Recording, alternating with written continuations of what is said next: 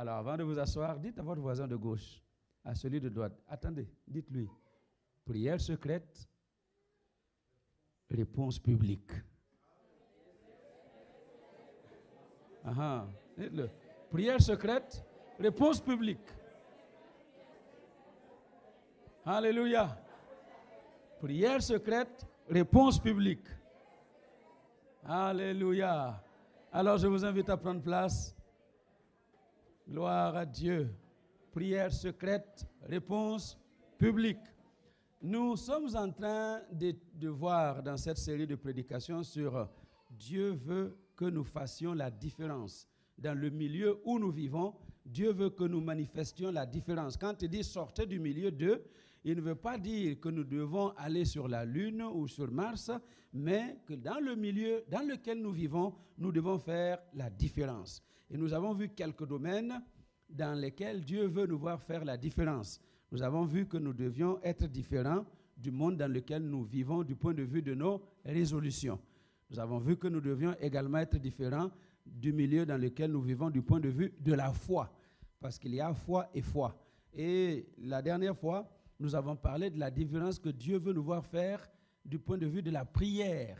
Il y a prière et prière. Et nous avons utilisé le livre de Daniel au chapitre 6. Alors, je vous invite à relire Daniel 6, versets 16 à 28, pour parler de ce que je veux donner comme conclusion à l'étude sur la prière. Alléluia. Prière secrète, réponse publique. Daniel 6, verset 16, on l'a relu 2, 3 fois, c'est pour cela que je me permets de prendre juste la portion qui nous concerne. Alors nous lisons ensemble, on peut se lever pour lire la parole de Dieu à haute voix. Voilà, merci beaucoup.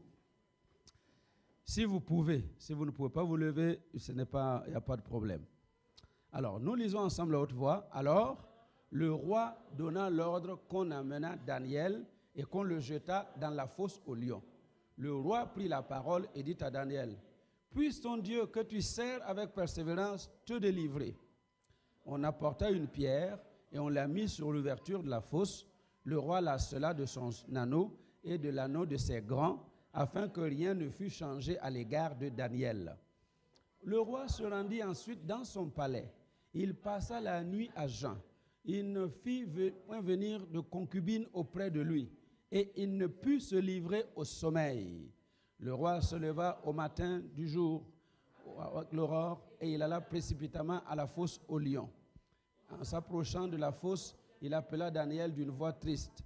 Le roi prit la parole et dit à Daniel, « Daniel, serviteur du Dieu vivant, ton Dieu que tu sers avec persévérance, a-t-il pu te délivrer des lions? » Et Daniel dit au roi, « Vis éternellement. Mon Dieu a envoyé son ange et fermé la gueule des lions qui ne m'ont fait aucun mal, parce que j'ai été trouvé innocent devant lui.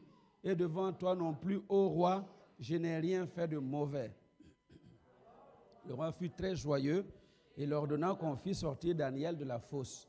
Daniel fut retiré de la fosse et on ne trouva sur lui aucune blessure parce qu'il avait eu confiance en son Dieu. Le roi ordonna que ces hommes qui avaient accusé Daniel fussent amenés et jetés dans la fosse aux lions, eux, leurs femmes, leurs enfants et leurs femmes. Et avant qu'ils fussent parvenus au fond de la fosse, les lions les saisirent et brisèrent tous leurs os. Après cela, le roi Darius écrivit à tous les peuples, à toutes les nations, aux hommes de toutes langues qui habitaient sur toute la terre, que la paix vous soit donnée avec abondance. J'ordonne que, dans toute l'étendue de mon royaume, on ait de la crainte et de la frayeur pour le Dieu de Daniel, car il est le Dieu vivant, et il subsiste éternellement. Son royaume ne sera jamais détruit, et sa domination durera jusqu'à la fin. C'est lui qui délivre et qui sauve, qui opère des signes et des prodiges dans les cieux et sur la terre. C'est lui qui a délivré Daniel de la puissance des lions. Daniel prospéra sous le règne de Darius et sous le règne de Cyrus le Perse. Amen. Seigneur, ceci est ta parole. Et je sais que sans ton esprit, je ne peux pas la comprendre, à plus forte raison, l'exposer à ton peuple. C'est pourquoi je prie cet après-midi que l'onction de l'Esprit règne sur moi, réside sur moi, afin que je transmette ta parole dans toute sa clarté et dans toute sa puissance, et qu'il se fasse au milieu de nous des signes et des prodiges qui accompagnent la prédication de ta parole. Comme tu l'as dit, Seigneur, merci pour la visitation de ton esprit au milieu de nous, au nom de Jésus. Amen. Alléluia. Je vous invite à prendre place. Prière secrète, réponse publique. Alléluia. Prière secrète, réponse publique. Voyez-vous, dans Matthieu au chapitre 6, Jésus a enseigné à ses disciples comment il fallait prier. Et spécialement au verset 6, voilà ce qu'il dit. Quand tu pries, entre dans ta chambre, ferme ta porte et prie ton Père qui est dans le lieu, qui est là dans le lieu secret. Et ton Père qui voit dans le secret te le rendra. Alléluia. Ton Père qui voit dans le secret te le rendra. Vous voyez, il y a une version anglaise qui s'appelle King James. La conclusion de le Père qui voit dans le secret te le rendra, il dit que ton Père qui voit dans le secret te récompensera openly, publiquement. Hein?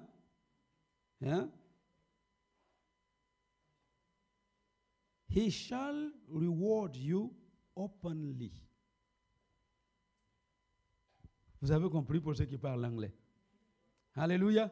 Donc, tu entres dans le lieu secret, tu fais ta prière secrète, là, personne ne t'a entendu, personne ne t'a vu, et ton Père qui voit dans le secret, la Bible dit, il va te récompenser publiquement. Il va te répondre publiquement. Alléluia. Et vous avez constaté que dans la vie de Jésus, lisez les évangiles, vous n'allez pas rencontrer un endroit où vous trouvez Jésus en train de prier pendant des heures devant une situation. Est-ce que vous m'avez entendu? Quand Jésus rencontre un malade, il n'organise pas une veillée de prière pour prier, et puis quand l'onction est là, allez, sois guéri. Non, lisez, vous allez voir. Jésus ne passe généralement que quelques secondes, quelques minutes avec les situations des gens.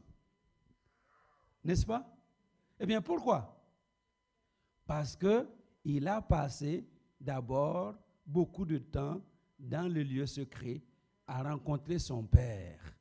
Dans la prière secrète, dis à ton voisin, ta victoire, tu vas l'obtenir dans la prière secrète.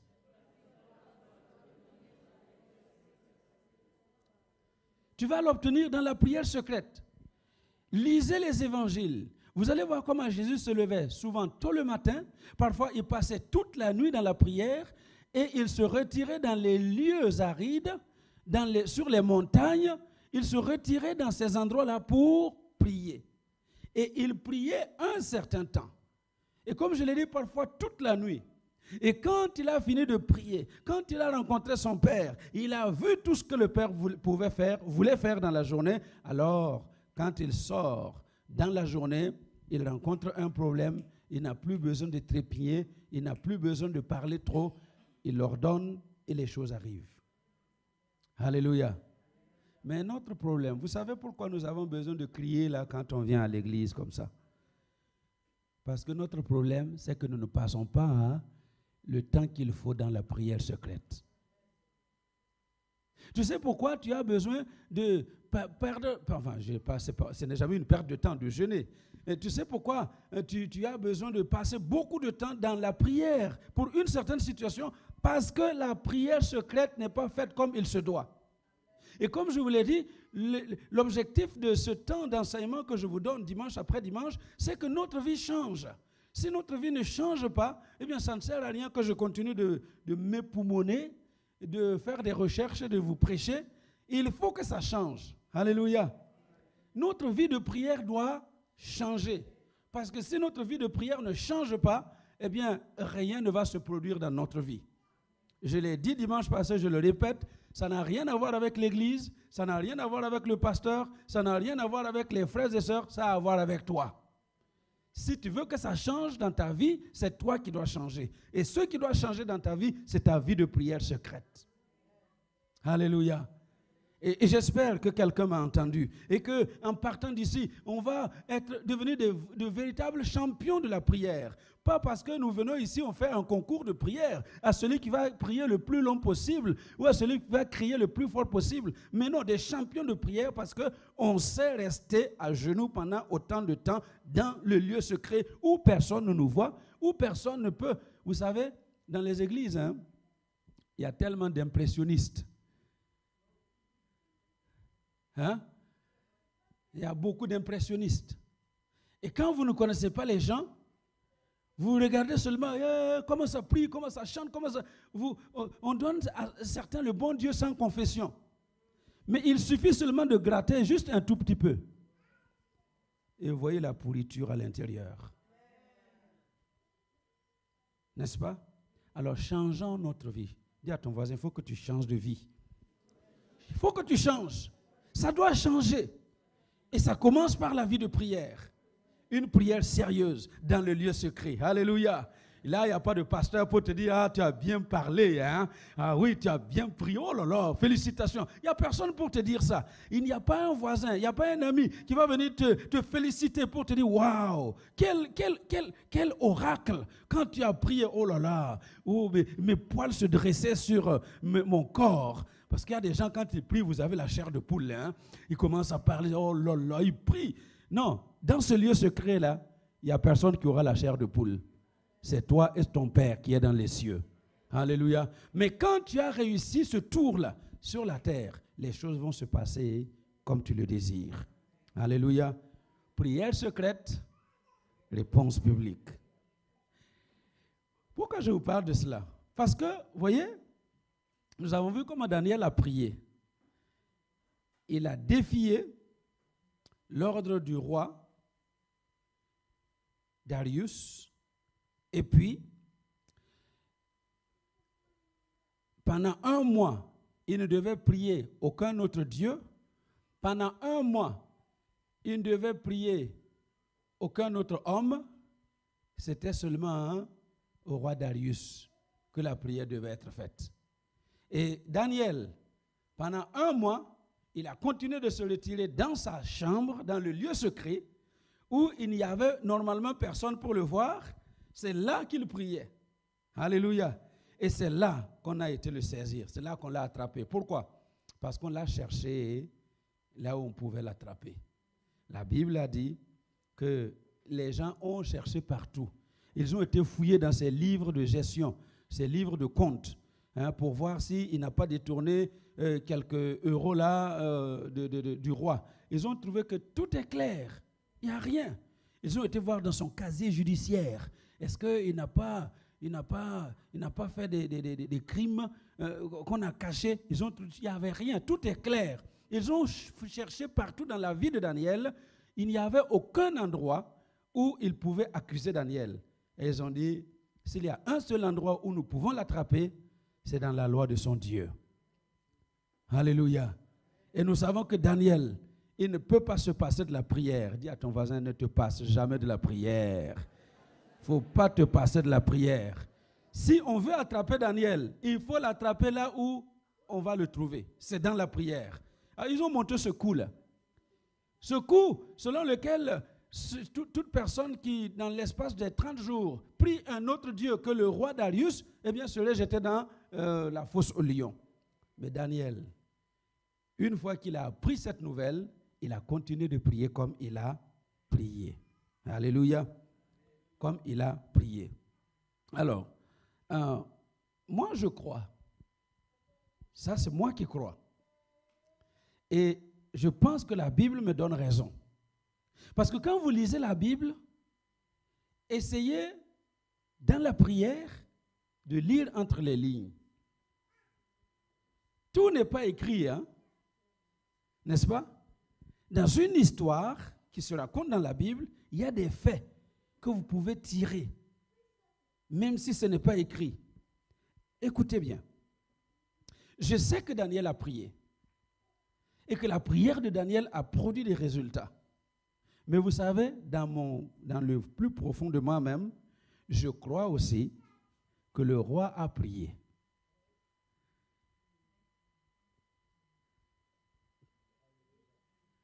N'est-ce pas? Ce païen-là, il a prié. Regardez.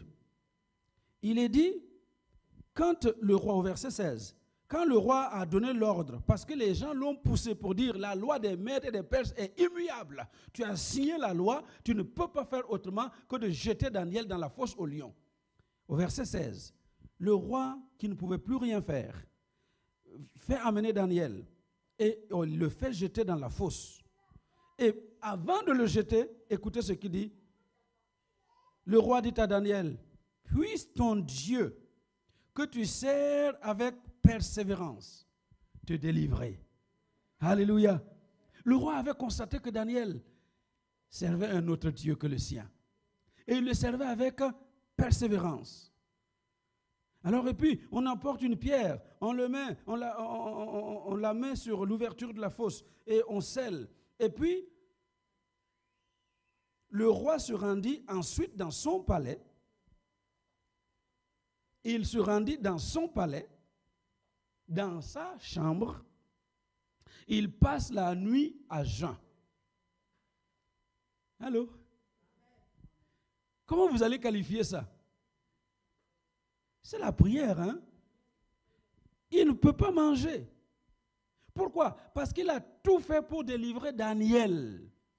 Mais, humainement parlant, c'était impossible. Alors, le roi passe la nuit à jeun. Il ne fit venir aucune concubine auprès de lui et il n'a même pas pu se livrer au sommeil. Qu'est-ce qu'il faisait pendant qu'il ne dormait pas? Il se disait certainement, le Dieu de Daniel, ce Dieu-là que Daniel sert avec persévérance, si tu es vraiment Dieu, si tu existes comme Daniel pense là, il faut que tu interviennes dans cette situation. Moi, je me dis que ce roi-là, pendant la nuit, c'était sa prière, c'était ses questions, c'était ses paroles. Il ne savait pas quoi faire. Mais il se disait, si Dieu est Dieu, si ce Dieu-là est Dieu, qu'il intervienne afin que moi aussi, je sache que le Dieu que Daniel sert avec persévérance est le véritable Dieu. Alléluia. La preuve qu'il priait et qu'il s'attendait à recevoir une réponse, la suite, le matin, avec l'aurore, il va précipitamment, c'est la Bible qui le dit, il va précipitamment, il va en courant pour dire, mais ce que nous avons vu, ce que j'ai demandé la nuit, est-ce que ça a été exaucé? Est-ce que le Dieu de Daniel est vraiment un véritable Dieu? Il va précipitamment et il part. Il appela Daniel d'une voix triste. Est-ce que ça a marché? Est-ce que ça n'a pas marché? Est-ce que Daniel a été mangé? Est-ce qu'il est encore vivant? Alors triste. Daniel, serviteur du Dieu vivant. Serviteur du Dieu vivant. Ton Dieu que tu sers avec persévérance, a-t-il pu te délivrer des lions? Alléluia. Est-ce qu'il a pu te délivrer des lions? Et puis, du fond de la fosse, il entend une voix qui monte vers lui. Ô roi, vis éternellement.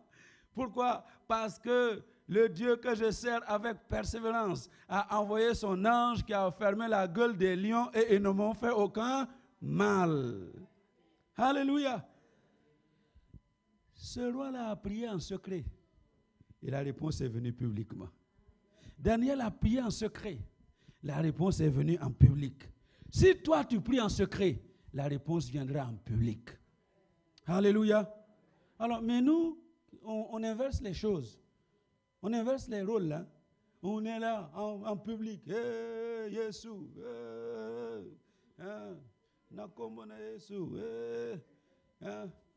Sangre de Jésus. On fait toutes sortes de manigances publiques. Alors que dans le lieu secret, on n'a rien fait. Est-ce que vous voyez? Il faut que ça change. Alléluia. Parce que si ça change, il n'y a pas de raison que Dieu reste sourd à nos prières. Parce que le Dieu que nous prions, que nous prêchons, c'est le Dieu vivant qui est capable d'intervenir dans les besoins de l'humanité. Alléluia. Amen. La preuve est que le roi priait et qu'il s'attendait à quelque chose. Quand Daniel a parlé, alors le roi fut très joyeux. Alléluia. Le roi fut très joyeux. Et il ordonne qu'on fasse sortir Daniel. On a fait sortir Daniel. Alléluia. Amen. Donc, je suis là cet après-midi pour vous dire, si nous savons prier secrètement, Dieu nous répondra publiquement. Si tu sais prier secrètement, Dieu te répondra publiquement. Amen. Donc, la réponse à ta prière vient après le temps que tu passes dans le lieu secret. Alors, quels sont les résultats d'une telle prière secrète? Il y a 4 résultats, et je vais vous les laisser avant de nous séparer cet après-midi. Donc, le premier résultat, comme nous avons vu, c'est la délivrance. La victoire sur les plans de l'ennemi. Ces gens-là ont fomenté contre Daniel. Ils ont fabriqué le coup pour que Daniel soit mis à mort. Mais Dieu, en réponse à la prière faite dans le lieu secret, délivre Daniel. Et ça, c'est la première chose que Dieu va vous amener dans votre vie, si vous priez dans le lieu secret comme il se doit. Alléluia. Vous savez pourquoi? Parce que Dieu est le Dieu qui veut nous délivrer. Amen. Il est le Dieu qui veut nous délivrer. Le psaume 68, versets 19 à 21. Béni soit le Seigneur chaque jour. Quand tout nous accable, Dieu nous délivre. Amen. Quand tout nous accable, Dieu nous délivre. Dieu est pour nous le Dieu des délivrances. La délivrance dont tu as besoin te vient de Dieu. Et l'Éternel, le Seigneur, peut nous garantir de la mort. Oui, Dieu brisera la tête de ses ennemis. Alléluia. Dieu brisera la tête de ses ennemis. Dis à ton voisin, Dieu va briser la tête de tes ennemis. Alléluia. Dieu brisera la tête de tes ennemis. Amen. Et les choses, c'est sérieux, hein? Je vous ai dit que les choses physiques sont le reflet de choses spirituelles.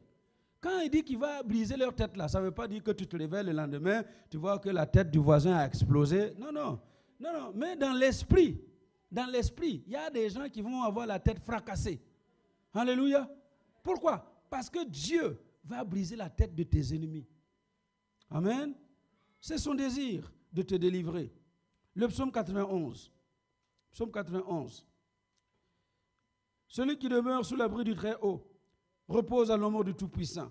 Je disais à l'Éternel, mon refuge et ma forteresse, mon Dieu en qui je me confie. C'est lui qui te délivre du filet de l'oiseleur.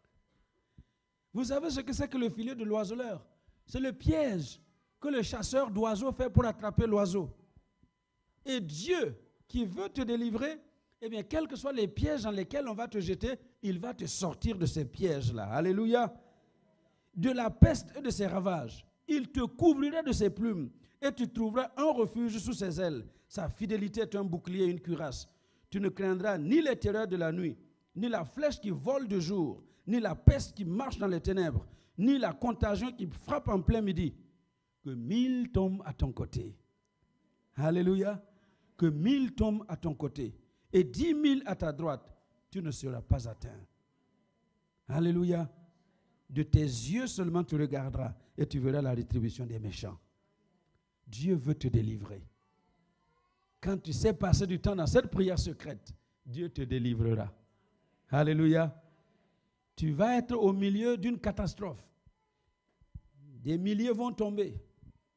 Mais toi, parce que Dieu veut te délivrer, il te gardera en vie pour que tu puisses accomplir tout ce que tu dois accomplir sur la terre. Alléluia. Vous savez pourquoi? Parce que chacun d'entre nous a quelque chose de spécial. Dis à ton voisin d'ailleurs, tu as quelque chose de spécial en toi. Quelque chose de spécial. Amen. Tu as quelque chose de spécial. Quelque chose que tu ignores.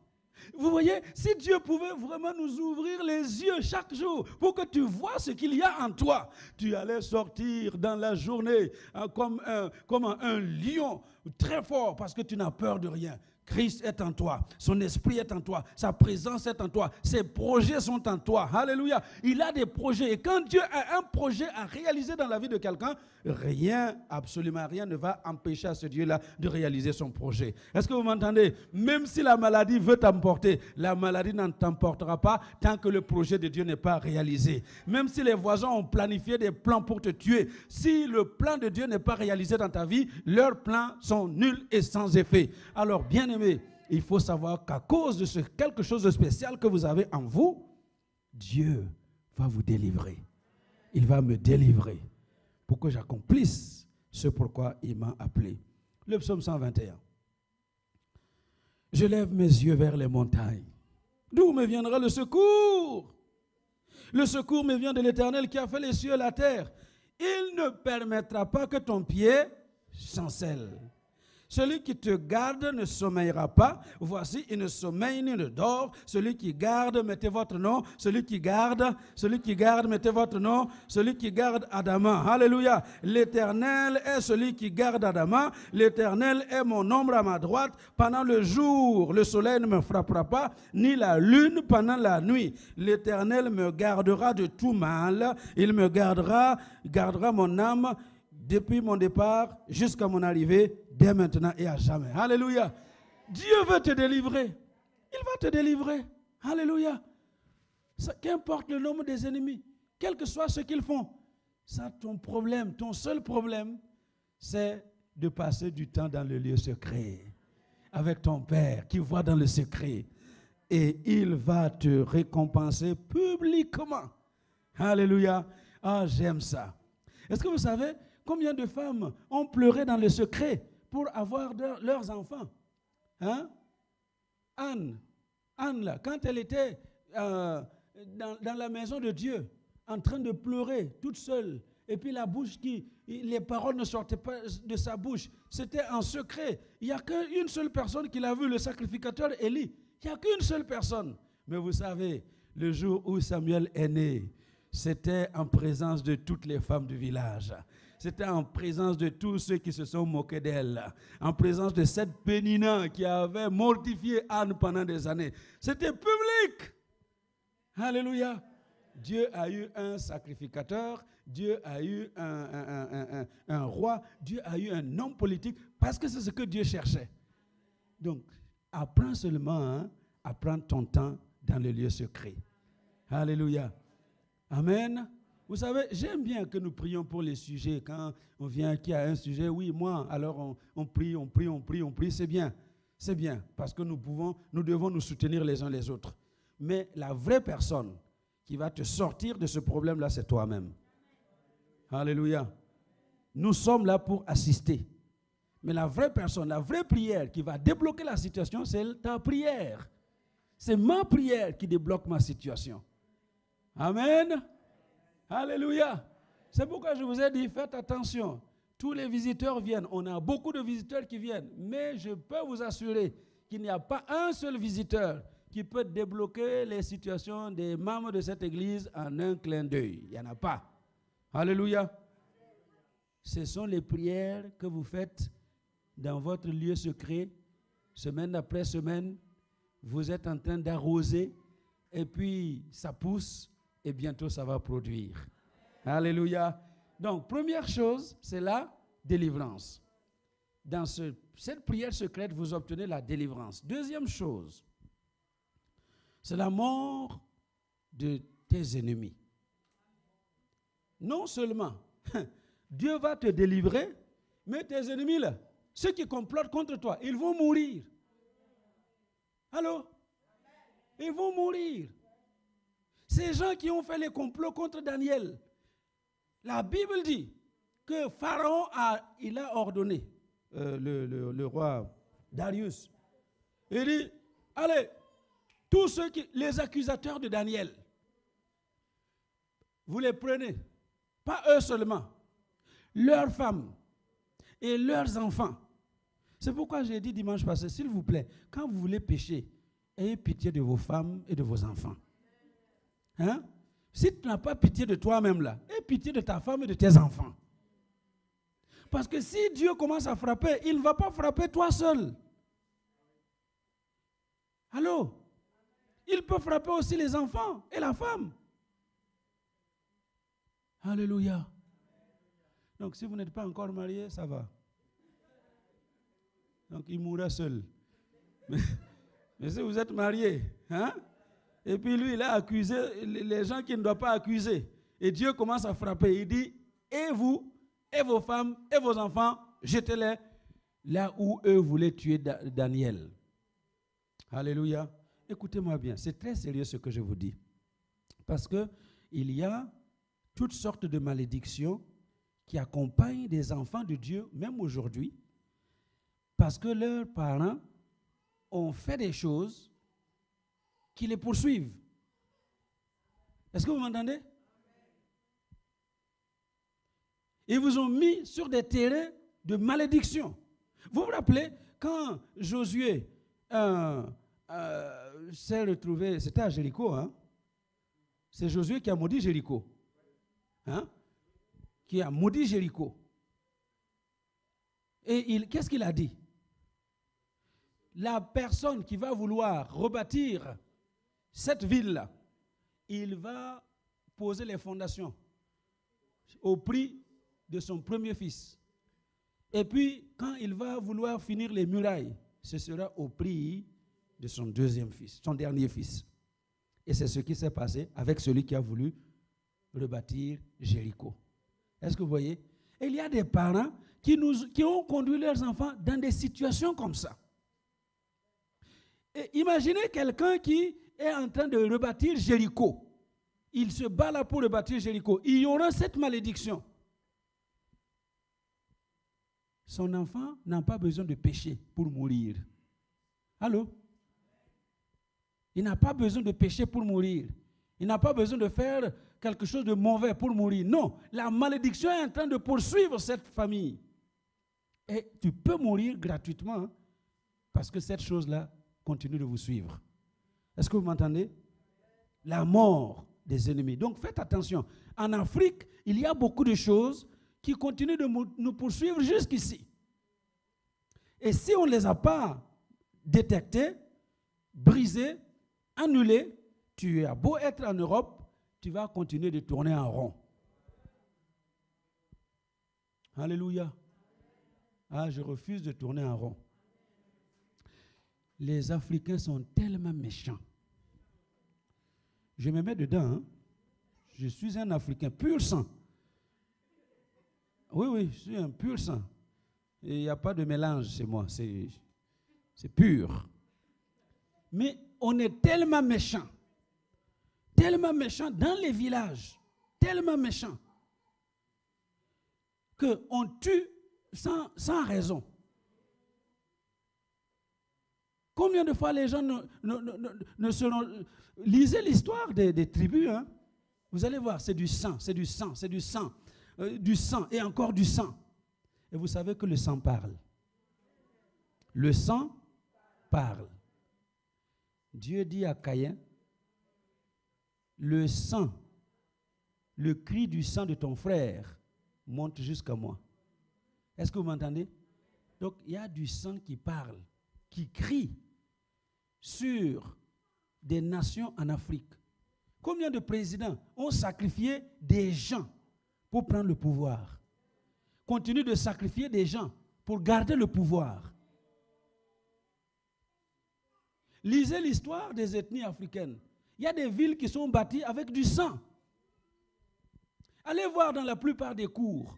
On a enterré des trucs, des moutons, des chèvres, parfois des animaux vivants pour qu'ils meurent dedans. Et vous croyez que le sang là qu'on a versé gratuitement comme ça va nous laisser tranquilles? Nous avons besoin de découvrir ces choses, de prendre autorité, de nous débarrasser et de marcher dans notre victoire. Amen. Donc, et c'est pourquoi ici, Darius dit, hein, ce n'est pas vous seulement, et vous, et vos femmes, et vos enfants, dans la fosse. Et la Bible dit, avant même qu'ils aient atteint le fond de la fosse là, les lions les ont saisis et ont brisé tous leurs os. Ah, j'aime Dieu. Alléluia.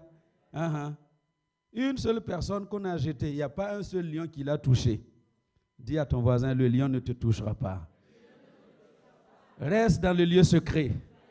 Prie dans le lieu secret. Et le lion ne te touchera pas. Alléluia. Et les autres, dès qu'on les a jetés, pouf, ils ont brisé tous leurs os. Alléluia. Dieu est le Dieu qui te défend et qui amène la mort de tes ennemis. Regardez, Exode 23. Exode 23, verset 22. Si tu écoutes sa voix, Dieu parlait à Israël à propos de l'ange qu'il a envoyé pour les conduire. Si tu écoutes la voix de cet ange, si tu fais tout ce que je te dis, je serai l'ennemi de tes ennemis et l'adversaire de tes adversaires. Alléluia. Est-ce que tu veux que Dieu devienne l'ennemi de tes ennemis, l'adversaire de tes adversaires? Eh bien, il faut écouter la voix de l'ange que Dieu envoie. Amen. Il faut écouter sa parole. Il faut obéir à sa parole. Et c'est ce qu'on fait quand on a passé du temps dans le lieu secret. On se fortifie pour appliquer la parole de Dieu. Lévitique 26, versets 7 et 8. Lévitique 26, versets 7 et 8. Vous poursuivrez vos ennemis et ils tomberont devant vous par l'épée. 5 d'entre vous en poursuivront 100 et 100 d'entre vous en poursuivront 10 000 et vos ennemis tomberont devant vous par l'épée. Alléluia. Ils tomberont. Il n'y a aucun ennemi n'est censé tenir devant nous. Est-ce que vous m'entendez? Aucun ennemi n'est censé tenir devant un enfant de Dieu. Aucun. Qu'il s'appelle maladie, qu'il s'appelle démon, sorcellerie, magie, occultisme, tout ce que vous pouvez vous représenter comme ennemi qui viennent contre vous. Aucun ennemi n'est censé dominer un enfant de Dieu. Pourquoi? Parce que nous sommes les enfants de Dieu à qui le Seigneur a donné autorité au pouvoir sur toute la puissance de l'ennemi. Et rien, dit-il, ne va venir nous nuire. Alléluia. Aucun.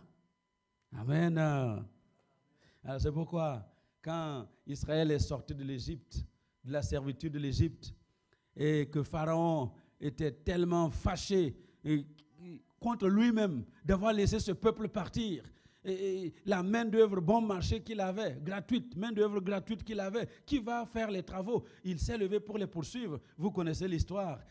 La mer s'est ouverte, la mer rouge s'est ouverte, Israël a traversé, et pendant que Israël était en train de sortir de l'eau, voici Pharaon derrière, avec ses chars et ses chevaux. Vous savez ce qui s'est passé? Il a englouti et le cheval, et son cavalier, et les chars. Pourquoi? Parce que Dieu va provoquer la mort de tes ennemis. Certains mourront physiquement. Allô? Ils mourront physiquement. Nous l'avons vu plusieurs fois. Où des gens qui en voulaient à des hommes de Dieu sont morts. Est-ce que vous m'entendez? On l'a vu plusieurs fois. Donc Dieu est capable de provoquer même la mort physique de ceux qui en veulent à toi. Ah, j'aime ce Dieu-là. Dans le livre d'Esther, vous avez l'histoire d'Aman et de Mardoché, n'est-ce pas? Homme de Dieu. Aman était tellement furieux contre Mardoché et il fait dresser une potence pour faire pendre Mardoché le lendemain. Mais vous savez ce qui s'est passé? C'est lui-même qui a été pendu à la même potence qu'il avait dressée pour son adversaire Mardoché. Dieu provoquera la mort de tes ennemis. Alors, c'est pourquoi, vraiment, personnellement, j'ai pitié de certaines personnes. Quand je vois quelqu'un qui est en train de me chercher des misères pour rien, j'ai pitié. Et puis maintenant, je ne dis plus rien. Vous voyez, parce que c'est très dangereux. Même si je conçois quelque chose de méchant contre la personne dans mon cœur, ça peut lui arriver. Allô? Quelqu'un qui me fait du tort, et puis je dis, pourquoi il ne ferait pas un accident? Juste dans le cœur, là. Il va faire un accident. Et il va se retrouver à l'hôpital avec des fractures partout. Là, je me refuse à penser mal pour quoi que ce soit. Parce que ça peut arriver. Alléluia. Alors, la prochaine fois que tu as envie de te fâcher contre moi, dis seulement, commence à réfléchir, parce que ça va avoir pitié de moi. Alléluia. Mais c'est sérieux, c'est très sérieux. Parce que si vous êtes dans le lieu secret, dans la prière, attaché à votre Père, et quelqu'un vous cherche du mal, Dieu dit, je serai l'adversaire de ton adversaire. Je serai l'ennemi de ton ennemi. Vous vous imaginez avoir Dieu comme ennemi? Tu vas aller où? Hein? Si c'est un homme, tu fuis, tu pars au fin fond de l'Afrique, là, on t'oublie. Hein? Mais Dieu, tu vas aller où? Le psaume 139 dit, si je vais au fond de la mer, je vais te trouver là. Si je dis, je prends les ailes de l'aurore, vous voyez, je vais m'envoler vers le fin fond là de la planète. J'arrive là-bas, tu y es. Si je dis, enfin, quand même, je vais aller dans le séjour des morts. Même là-bas, ta main va me poursuivre. Tu vas aller te cacher où? Si Dieu est ton ennemi, dis à ton voisin, ne sois jamais l'ennemi de Dieu. Alléluia. Sois jamais l'ennemi de Dieu. Ça, c'était la deuxième chose. Alléluia. Donc, quand tu sais rester dans le lieu secret, dans une prière secrète, Dieu va te répondre publiquement. Première chose qu'il va faire, il va te délivrer du plan de l'ennemi. Deuxième chose, il va provoquer la mort de tes ennemis. Et la troisième chose, il va manifester sa gloire. La gloire de Dieu va éclater. Alléluia. Entendez ce que le roi dit. Ce roi païen, le roi païen, il dit, que la paix vous soit donnée avec abondance. J'ordonne que, dans toute l'étendue de mon royaume, on ait de la crainte et de la frayeur pour le Dieu de Daniel, car il est le Dieu vivant. Et il subsiste éternellement. Son royaume ne sera jamais détruit, et sa domination durera jusqu'à la fin. C'est lui qui délivre et qui sauve, qui opère des signes et des prodiges dans les cieux et sur la terre. C'est lui qui a délivré Daniel. Alléluia. Quelle gloire. Un païen qui ne croyait pas dans ce Dieu-là, qui commence à confesser une telle chose, Dieu a fait éclater sa gloire. Et laisse-moi te dire cet après-midi, Dieu fera éclater sa gloire dans la situation où tes ennemis t'ont mise. Les ennemis t'ont mis là-bas pensant que tu vas mourir, mais c'est là où Dieu va faire éclater ta gloire. Et puis ils vont se lever et dire, le Dieu de Marceline, c'est le véritable Dieu. C'est le Dieu qui libère. C'est le Dieu qui exauce. C'est le Dieu, c'est le Dieu. Ils vont parler. Alléluia. Oui, Dieu va faire éclater ta gloire. Alors c'est pourquoi, vraiment, quand je vois que les choses deviennent très dures dans ma vie, je dis, merci Seigneur. J'attends seulement de voir comment tu vas faire éclater ta gloire. J'attends de voir, parce que Dieu fera éclater sa gloire. Amen. Alléluia. Amen. Et puis, la quatrième chose, c'est la prospérité. La prospérité. Daniel prospéra sous le règne de Darius et sous le règne de Cyrus le Perse. Daniel prospère. L'élévation. Est-ce que vous imaginez l'image, hein? Regardez, voyez l'image. On a pris Daniel, on l'a jeté dans la fosse. C'était pourquoi? Pour qu'il meure. La fosse au lion devait être la tombe de Daniel. La fosse au lion devait être sa tombe. Mais c'est de cette fosse qui devait être sa tombe que Dieu a élevé Daniel. Alléluia. Dis à ton voisin, la tombe dans laquelle l'ennemi veut t'enfermer, ce sera l'ascenseur pour ta gloire. Alléluia. La tombe dans laquelle l'ennemi veut t'enfermer, c'est l'ascenseur pour la gloire. C'est l'ascenseur pour la victoire. C'est l'ascenseur pour la prospérité. Alléluia. Alors, arrêtons de pleurer. Vous qui avez attendu la solution à votre problème depuis des années, depuis des mois, et vous avez l'impression que ça ne va pas venir. À partir d'aujourd'hui, dis simplement, je suis dans l'ascenseur pour monter vers ma victoire. Alléluia. Je suis dans l'ascenseur pour monter vers la victoire. Si tout le monde te dit que ça ne marchera jamais, simplement dis, moi je suis dans mon ascenseur pour ma victoire. Je vais m'élever. Le Seigneur va m'élever. Alléluia. Amen. Alors cet après-midi, vraiment, soyons encouragés par ces paroles, parce que la prière que nous faisons en secret, elle recevra une réponse publique. Le psaume 68, on termine avec ça, psaume 68, versets 1 et 2. Dieu se lève et ses ennemis se dispersent. Et ses adversaires fuient devant sa face. Comme la fumée se dissipe, tu les dissipes. Comme la cire se fond au feu, les méchants disparaissent devant toi. Alléluia. Est-ce que vous m'avez entendu? Ce dont tu as besoin aujourd'hui, c'est seulement que Dieu se lève. Que Dieu se lève dans ta situation. Que Dieu se lève dans ton problème. Que Dieu te se lève et tu vas voir comme tes ennemis, tous vont se disperser. Parce que Dieu est le Dieu qui répond publiquement à notre prière faite dans le secret. Je peux vous assurer, je ne connais personne, mais alors personne, qui passe ce temps-là dans la prière secrète. Une prière consistante, régulière, avec Dieu, et qui reste dans l'état où il a commencé. Alléluia. Vous avez eu Madame Kaboré il n'y a pas longtemps ici, qui ne parle même pas un bon français, n'est-ce pas? Et le français, là, comme elle a dit, elle a appris comme ça. Mais qu'est-ce que Dieu ne fait pas avec elle? À l'heure où je vous parle, elle est en Floride, en réunion dans des églises américaines. Est-ce que vous m'entendez? Qu'est-ce que la prière ne peut pas faire? Qu'est-ce que la prière ne peut pas faire? La prière faite dans le secret reçoit une réponse publique. Amen. Alléluia. En tout cas, au Burkina, nous avons des cas comme ça. Des gens, il y a la prophétesse Suzanne qui est venue ici en 2009. Vous n'étiez pas encore là. Mais elle ne parle même pas français. Madame Kaboré, encore ça va. Elle ne parle pas français. Elle ne sait pas lire. Allô? Elle ne sait pas lire, mais elle connaît la Bible. Une femme de prière. Elle prie dans le lieu secret. Et Dieu exauce ses prières.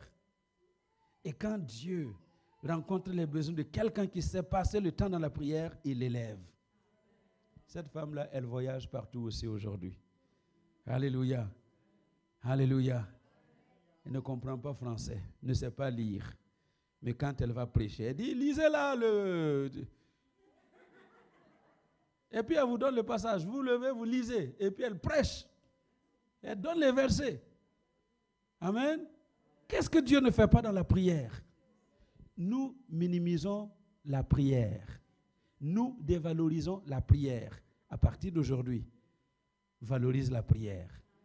Prends ta place dans le lieu secret et laisse Dieu te répondre publiquement.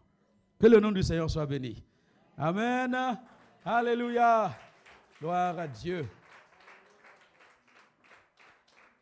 Merci Seigneur. Amen. Ça vous a aidé? La vie de prière de quelqu'un va changer? En fait, je ne prêche pas juste pour qu'on prêche. Je prêche pour que ça change quelqu'un. Alléluia. Si nous voulons, on va changer la prière. Amen. Alors c'est pourquoi, cette semaine-là qui va commencer, on va prier avec le pasteur Bagré. Il arrive mercredi, il était là, il est parti à Paris. Il arrive mercredi et nous commençons le séminaire avec lui mercredi soir. 18h30. Jeudi 18h30. Vendredi 18h30. Samedi pas 18h30. Dimanche aux 3 cultes. Et lundi 18h30. Mais on va ajouter 3 prières du matin. Jeudi matin de 6h30 à 8h. Vendredi matin, 6h30 à 8h. Et samedi, jusqu'à 9h. Alléluia. Est-ce qu'on se comprend? Voilà. Parce qu'il faut que nous prenions toutes les armes nécessaires pour changer notre vie de prière. C'est comme ça que le Luxembourg va être sauvé. C'est comme ça que nous, on va être là seulement en train de prêcher et puis tu vois les ministres.